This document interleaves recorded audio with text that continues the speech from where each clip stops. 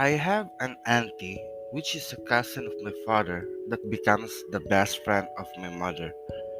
My mother died a year ago, and we do not let know to my auntie that my mother already died, in the fear that she will get more sick and get complication from her illness through sadness. But yesterday, my cousin messaged me telling that they went to pay visit to my mother's grave in the cemetery. And I asked her if they already told my auntie that my nanay is already gone. And she said yes. My father already told auntie about nanay. It was a relief that the truth has already been said. But as I learned that situation, I feel sad. The sadness in my mind that says, now everyone in the family knows that your mother is dead. And that is the truth. But I am still hoping that there are still someone who thinks that my mother is still alive, just even in their mind. I know my mother is still alive. Hi, this is Apodman, and you are listening at Apos Lair or Luntiang Agama Internet Radio, where we are your gateway to the future. Apos Lair is a ministry media production of Luntiang Agama Natural Divine Art Chain of Healing Incorporated that is located at Barangay Francisco Musnara in the rising city of San Jose del Monte, province of Bulacan, Philippines.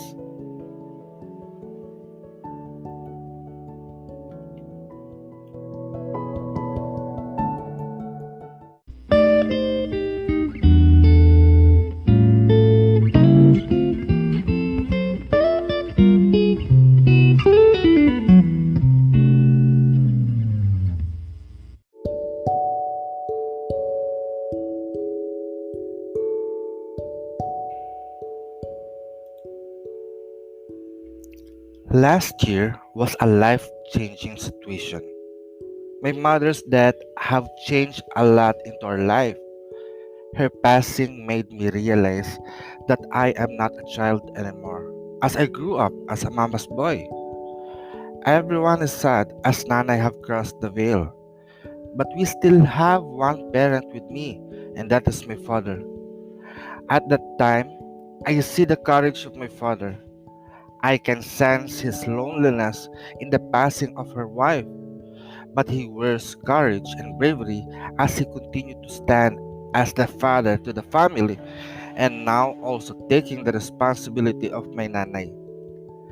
I have only few memories of my tatay because when I am growing up, he was not always present at the house because he is working.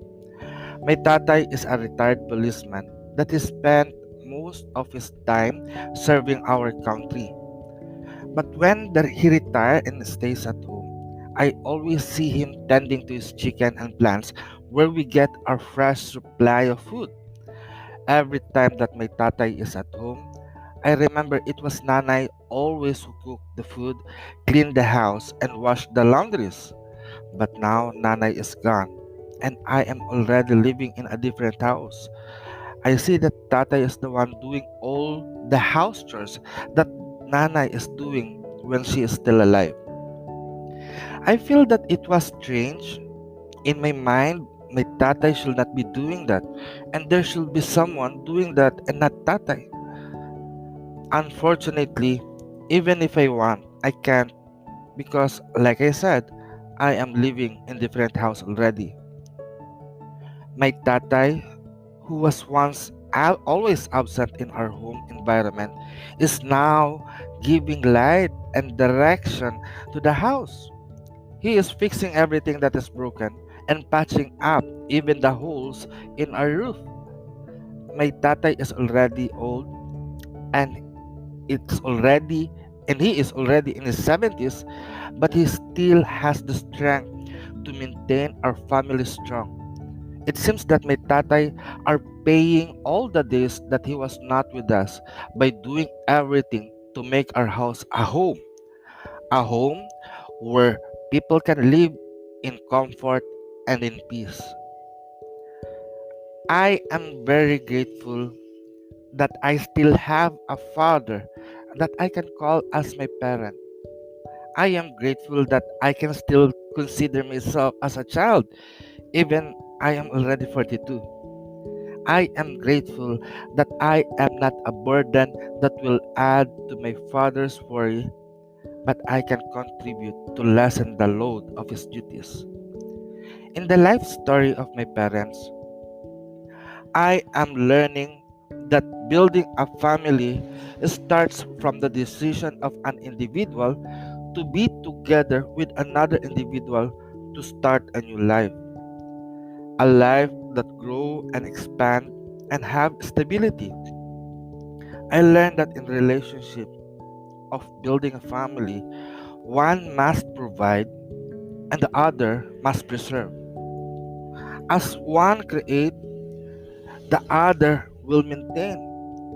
As one gives discipline, the other will give comfort. A family life is a life of sharing and taking responsibilities. And if responsibilities are gone, the family will break into pieces and will be dissolved.